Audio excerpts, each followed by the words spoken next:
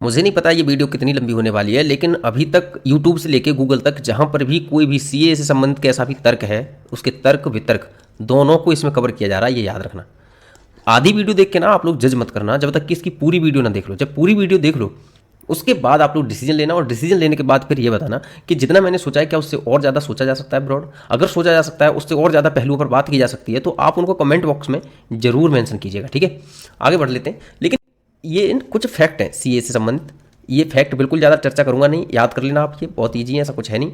31 दिसंबर 2014 को cut off date माना गया है, जहां अफगानिस्तान, बांग्लादेश, पाकिस्तान और से भारत आए हिंदुओं, सिखों, बौद्ध, जैन, पारसियों, ईसाइयों को अवैध प्रवासी नहीं माना जाएगा, उन्हें नागरिकता दी जाएगी। विदेशी अधिनियम 1946 और पासपोर्ट अधिनियम 1920 में संशोधन भी किया जाएगा, मतलब घोषित तौर पर संशोधन नहीं किया जाएगा, लेकिन इसमें छूट दी जाएगी।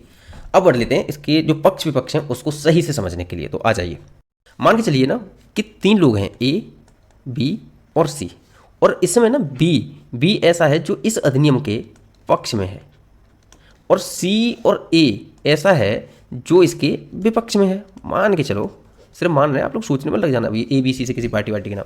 चलो, तो इसमें ए और सी है ना, ये ए और सी है, ये कह रहे हैं पहली बात कि ये मूल अधिकारों का उल्लंघन करता है ये नियम, क्योंकि धार्मिक आधार पर यहाँ पर डिस्क्रिमिनेशन हो रहा है। लेकिन पक्ष पता है क्या कह रहा है?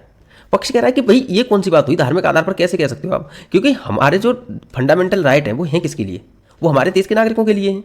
अगर हमारे देश के नागरिकों के लिए फंडामेंटल राइट हैं, तो क्यों हम कह सकते हैं कि जो दूसरे देश के लोगों को अगर हम नागरिकता दे रहे हैं तो फंडामेंटल राइट का उल्लंघन हो गया।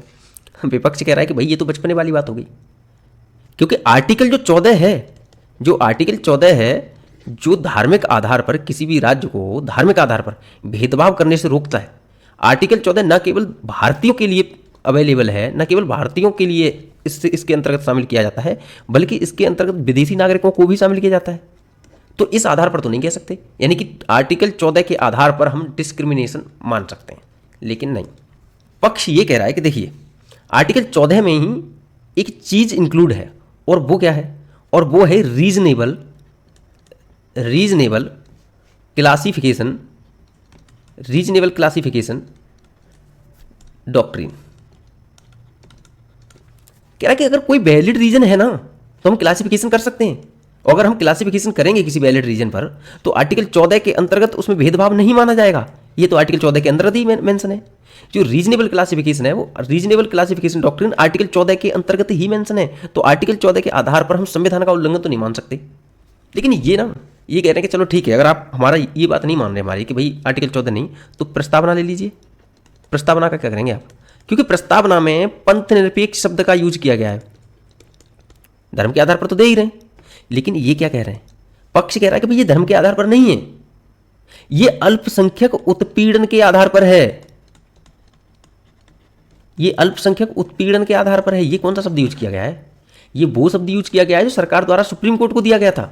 विपक्ष कह रहा है कि यार एक मिनट रुको, मान के चलो ये अल्पसंख्यक उत्पीड़न के आधार पर है, तो ये बताओ अफगानिस्तान के हजारा का क्या, पाकिस्तान के अहमदिया का क्या, श्रीलंका के तमिल का क्या?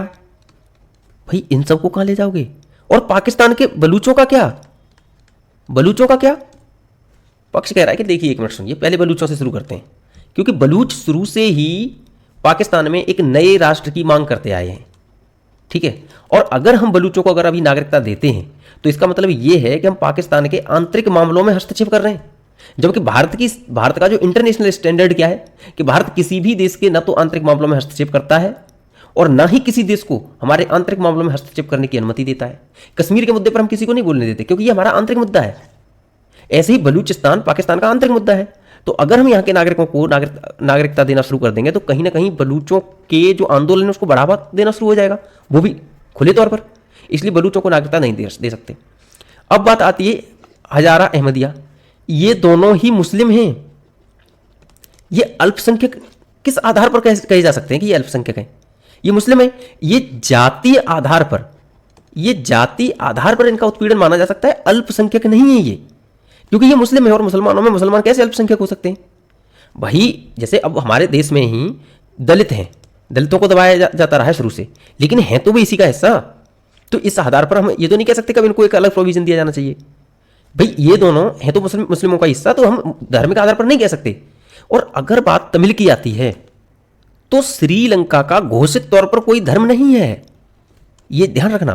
श्रीलंका का घोषित तौर पर कोई भी धर्म नहीं है, जबकि पाकिस्तान, अफगानिस्तान और बस बांग्लादेश, इन ये तीनों देश घोषित तौर पर इस्लामिक कंट्रीज हैं। देखो एक बात है कि कहीं पर भी किसी भी देश में व्यक्तिगत तौर पर भेदभाव का सामना करा जा सकता है, नॉर्मल है। ऐसा हमारे देश में भी हो सकता है कि भाई कोई व्यक्ति किसी क्षेत्र में रह रहा है तो वहाँ की जो जनता है या कुछ जो माइनॉरिटी है, अगर माइनॉरिटी को कोई बहुसंख्यक जनता है अगर उसके साथ में भेदभाव कर रही है, संभव है, कोई बड़ी बात नहीं है, किसी भी देश में संभव है ये। लेकिन उस देश में वहाँ की सरकार अगर भेदभाव करे, ये दिक्कत है।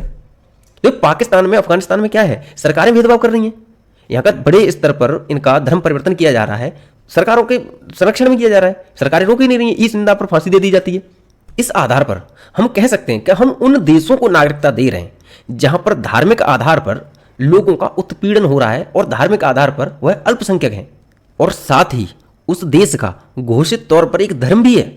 एक मिनट, ए सी कह रहे हैं कि अच्छा हम तुम्हारे सारे के सारे जितने जितने तुमने चीज़ें बोली हैं उन सबको अप्लाई करते हैं। पहली बात कि जो भूटान है, भूटान का खुद का एक धर्म है वज्रयान, याद कीजिए, वज्रयान धर्म है जो कि बौद्ध धर्म की एक शाखा है और घोषित तौर पर धर्म है।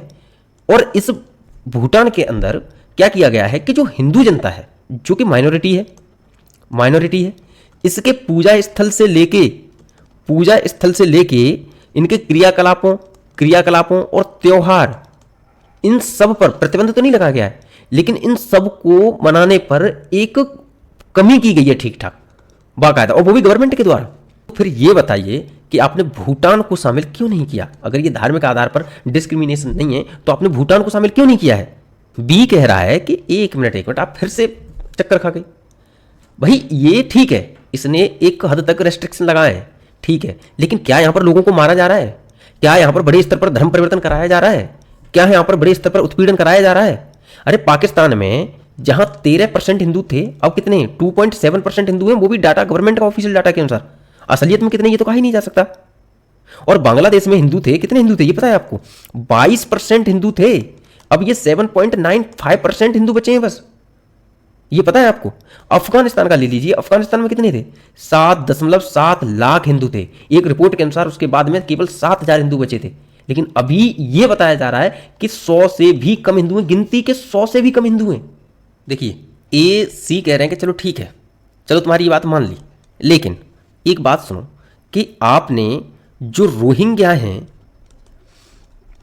रोहिंग्या के लिए प्रावधान क्यों नहीं किया आपने? पहली तो बात ये बताइए हमें।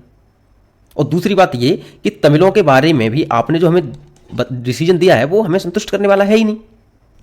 बी कह रहा है कि देखो ऐसा है, तमिलों के बारे में तो हमने आपको बता ही दिया है कि श्रीलंका का कोई घोषित तौर पर धर्म नहीं है। लेकिन रही बात रोहिंग्या की, तो याद रखिए जो ये देश हैं जिनको हम नागरिकता दे रहे हैं, इनके साथ हमारा एक ऐतिहासिक जुड़ाव है। ऐतिहासिक जुड़ाव है, कैसा जुड़ाव है? अरे हमारा देश धार्मिक आधार पर विभाजित हुआ और धार्मिक आधार पर हमारे देश के विभाजन होने के बाद ही जो यहाँ के लोग थे वो डिस्प्लेस हुए, और इसीलिए तो उसके बाद में तो माइनॉरिटी बनी। अरे जो लोग पाकिस्तान में रह गए, हिंदू जो नहीं आ पाए, वो वही तो माइनॉरिटी बन गए। अरे अगर मान के चले हम धर्म के आधार पर इस देश का विभाजन नहीं करते तो क्या ये माइनॉरिटी बनते? ये कमी तो हमारी ही है ना, हमारी पुरखों की है ना। अब ये प्रॉब्लम क्रिएट अगर हमारे पुरखों ने की है तो इसकी जिम्मेदारी क्या हमारी नहीं बनती इसको सही करने की? और भारत घोषित तौर पर, भारत ने बिल्कुल सिग्नेचर करके ये कहा है, 2 बार माना है कि हमारे जो पड़ोसी देश हैं उन पड़ोसी देशों में जो माइनॉरिटी है उसकी जिम्मेदारी, उनको एस्टेब्लिश करवाने की जिम्मेदारी भारत की है। कब माना है भाई? जी हाँ माना है। पहली बात, जो नेहरू लियाकत समझौता हुआ था, नेहरू लियाकत समझौता 1950, और दूसरा इंदिरा मुजीब संधि ये 1972। इसमें दोनों बार भारत ने माना था कि भारत के पड़ोसी देश जो हैं उनमें जो माइनॉरिटी है उसकी जिम्मेदारी भारत की है। ए और सी कह रहे हैं कि ठीक है भाई, एक बात तुम्हारी मान ली कि चलो ठीक है, भारत ने माना है कि हमें माइनॉरिटी की जिम्मेदारी भारत की है, लेकिन ये क्या है? ये एक बात बताओ, ऐतिहासिक आधार पर जब आप कहे तो आपने ठीक है म्यांमार को बाहर निकाल दिया, मान के चलो कि चलो भाई म्यांमार को बाहर निकाल दिया आपने, और आपने श्रीलंका को बाहर निकाल दिया, चलो निकाल दिया। भाई ये बात बताओ फिर इस हिसाब से आपने अफगानिस्तान को क्यों जोड़ लिया? क्योंकि ब्रिटिश भारत का हिस्सा तो अफगानिस्तान भी नहीं था। बी का मानना इस पर यह है कि देखो देखो देखो एक बात समझो कि देखो अफगानिस्तान हिस्सा ब्रिटिश भारत का नहीं था, लेकिन मौर्य साम्राज्य का हिस्सा था, मौर्य साम्राज्य का हिस्सा था, कुषाण साम्राज्य का हिस्सा था। तो इस आधार पर हम ये कह सकते हैं कि इसमें पूरी तरीके से तो ऐसा हो ही नहीं सकता कि भारत का कभी हिस्सा था ही नहीं अफगानिस्तान। वो तो अरब आक्रमण हुए, तुर्क आक्रमण हुए, तब लोगों ने डिस्प्लेस होना शुरू किया। लेकिन कुछ लोग जो वहीं रह गए वो या तो धर्म परिवर्तन करा दिया गया उनका, और या फिर उनको मार दिया गया। उनमें से भी कुछ लोग किसी तरीके से बचते रहे अभी तक, केवल वही लोग तो हैं, उनके बारे में हम सोच रहे हैं। पहली बात ये, और दूसरी बात ये कि उन लोगों की संख्या भी तो काफी कम है। अगर वो संख्या काफी कम है तो क्या वो हमारे आर्थिक संसाधनों पर इतना अधिक भारित होंगे? बिल्कुल नहीं होंगे। वही 100-200 लोग क्या आर्थिक भार होंगे हमारे देश के ऊपर?